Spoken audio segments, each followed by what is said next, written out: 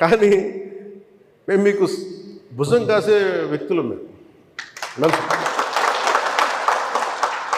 అందుకే ఒక వ్యవస్థని తిరిగి బలోపేతం చేయాలంటే చాలా చాలా కష్టసాధ్యమైంది.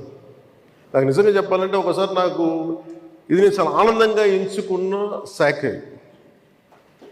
నేను ప్రభుత్వ ఉద్యోగ కొడుకుని, ఆ జీతాల మీద మేము పెరిగిన వాడిని. మా నాన్న జీతాలు రాకపోతే మమ్మల్ని స్కూల్ బయటికి పంపించి మళ్ళీ జీతాలు వచ్చిన తర్వాత మళ్ళీ స్కూల్లోకి అలౌ చేసినాయి. అవి కూడా ఉన్నాయి నా సంఘటన. అలాంటి సంఘటనలు ఉన్నాయి. అందుకే నీ కష్టాన్ని అర్థం చేసుకోగలను. అంటే 1వ తారీఖు జీతం రాకపోతే ఏమవుతుంది నాకు అనుభవం ఉంది నాకు. అలాగే